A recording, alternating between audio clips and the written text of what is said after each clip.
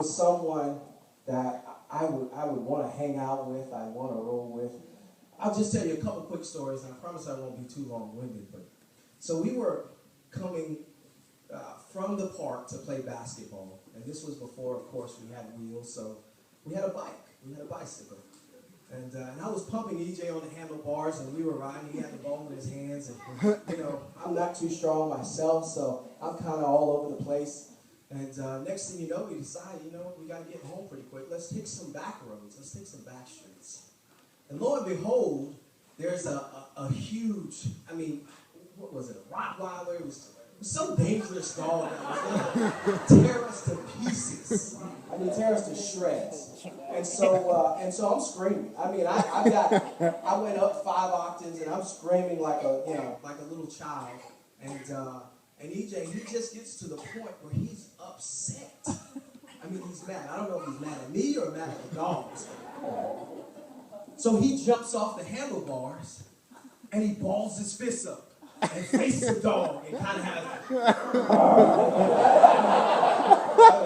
going to be dead. So it's going to happen.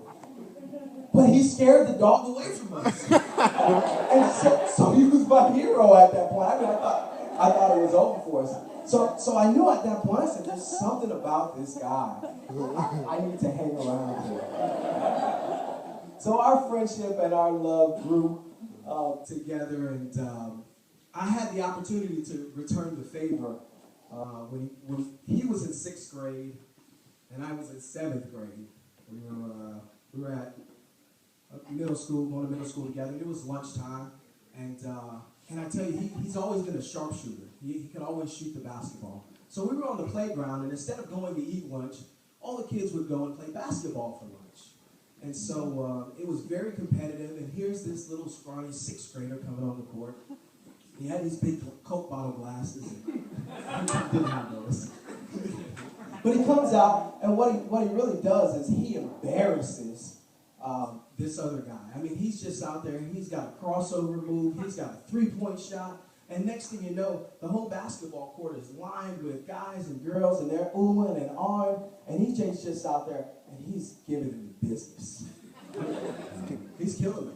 And he's not talking junk. I don't even know if he knew how to talk junk back then. He's not talking junk. He's just scoring the ball on him. And so this guy got so upset that after EJ shot another 3-pointer in his eyes in this game, and everyone's running on the court and going crazy. So the guy looks at EJ and says, "Well, you beat me." He's in 8th grade, but he sounded like this. "Well, you beat me. But you can't beat me." And so EJ looks over and he's like, "Well, what does that mean?" "I beat you, but I can't beat you. What does that mean?" So he says, "I'll see you after school." And so EJ runs, and he comes to me and he says, what am I supposed to do? I don't know. And so I said, "Man up, EJ, fight like a man." I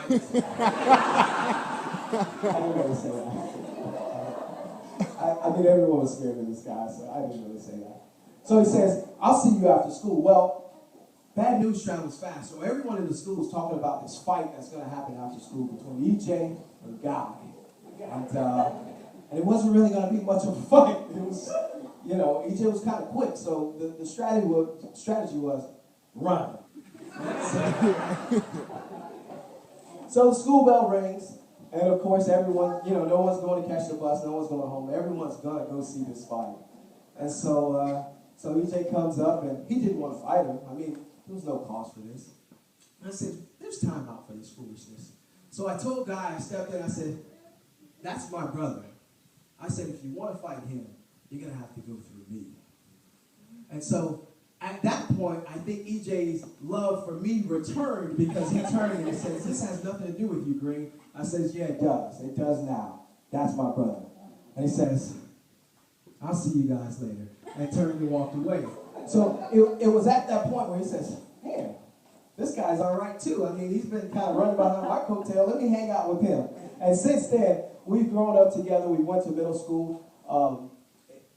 It was about 7th grade for EJ, where Mr. and Mrs. Murray, they had to uproot and go to Colorado Springs. for work, and it was at that point where we kind of looked at each other and we cried. I mean, I was going to miss my best friend. I didn't know how long he was going to be gone for. Mr. Murray kind of looked and said, "Oh yeah, we'll be back." I said, "I can't believe you're taking my best friend. I mean, my gosh." And they came back about a year and a half later, or sometime later. But the type of man that EJ has become, the type of man that he is today, I'm so proud of. I'm so proud to call him my friend, my brother, someone I can confide in, an accountability partner. I'm so proud of the Christ-like man that he's become. I tell you, when I think about today, we were sitting in the back, and I looked down and I said, EJ, do you understand, do you realize what today means? That for the rest of your life, you will be married to Courtney.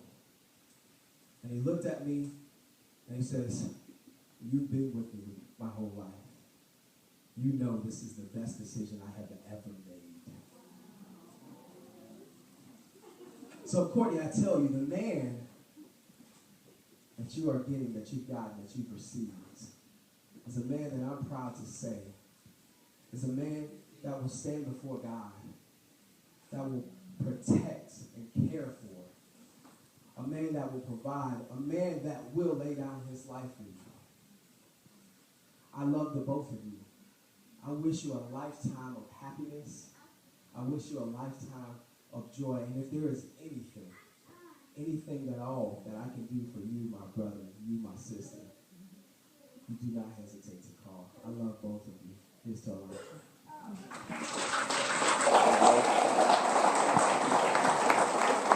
Get everybody in there.